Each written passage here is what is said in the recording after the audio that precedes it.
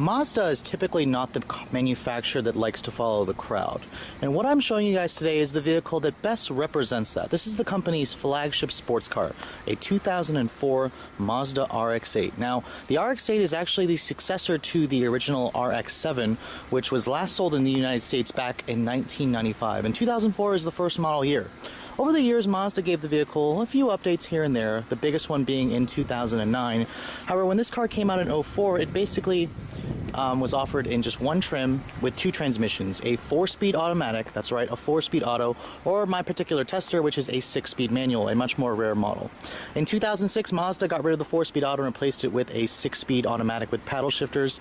And depending on the transmission, you actually get two different outputs for this car, either 250 horsepower with the manual or about 197 with the automatic, re-rated in 2006 to about 238 with the new SAE measures. Now, what makes this car unique, since I didn't even touch point on that yet, is the fact that it doesn't have pistons. This is a rotary engine. Mazda is one of the few manufacturers that has a production rotary engine, available to the mass for, I guess, to be purchased. And it's basically, you kind of see the rotary theme here. You have, a rotary designed or a triangular shape on the hood. You have rotary designs in the interior and the seats and in the tailpipes. But overall, this car is still a surprisingly good-looking car, and it's got several unique features that differentiate it from the 350Z, rival, as is those half doors in the back, which kind of make this car almost a 4-seater. Now, looking at the interior, this particular one is the silver exterior with the red and black interior. It's definitely a nice combination, still looks good today. Now, the one thing about the RX-8, just like every other sports car, you do have to duck when you're getting in just because it's low to the ground. You feel like you're almost sitting on the ground. Now, push-button start's not available on this car, not even on the new ones. This car went all the way up to 2011, so here's the older Mazda key. You can see here, this one does have the 6-speed manual, a very rare model indeed. The thing about the rotary engines, they're high revers. This one goes all the way up to 9,000 RPM as the red line, and you don't actually hit peak power until 8,500 RPM. Now, I gotta say, the rotary engine is probably one of the weirdest sounding engines at startup. It just doesn't sound very pleasant to me, but that's just the nature of the beast, I guess. The window is actually automatic down for the driver, not automatic up. But in terms of the interior, the Mazda RX-8 surprisingly had a decent interior, but let's face it, this is a pure sports car. They really didn't need to, but it's really nice that they have it. You have a soft touch material on the dashboard. It is hard plastic right here. There is a navigation system that's available. I believe it was just a pop-up unit. You can see here, like I said, the rotary theme is kind of carried over with this circular design here in the center stack. The gauges just have the tack right in the center with a digital speedometer. The steering wheel has a pretty nice leather, no bolstering extension, but it looks really good. It feels good in your hands as well.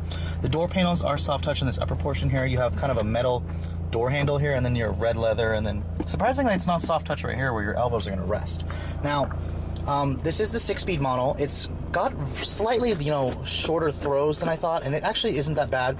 The clutch in this car, however, is probably one of the most vague feeling clutches I've ever driven. I gotta tell you, I stalled this car several times. Surprisingly, you do get heated seats, a little center console here with some cup holders, and you can see here in terms of the glove compartment, it's relatively small, but for a sports car, which usually forces you to make compromises, this car doesn't really have that many. Now, you can see here with those back doors, it does give you a pretty good size access to the back seat, which does seat 2. I wouldn't say comfortably, but you do have a nice armrest there with some storage. And then over here, Mazda actually has put some leather stitching there, but it is hard plastic down here. Now, the RX-8 is just a sports coupe, so you do have a relatively small trunk. This measures about 7 cubic feet, and the seats actually don't fold, it looks like, but there is a pass-through. Overall, this isn't really a car that you're gonna, buy to store your golf bags or, go to Costco with.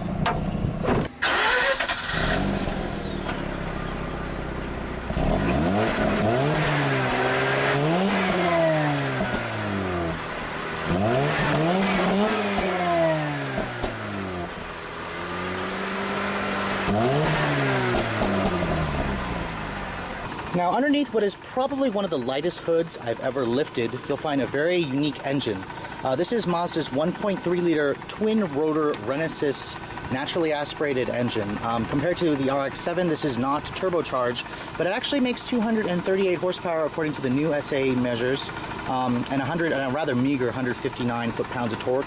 The horsepower is achieved at 8,500 RPM. Now, what's the difference between a rotary engine? You say, well, this car actually doesn't have any pistons that move up and down.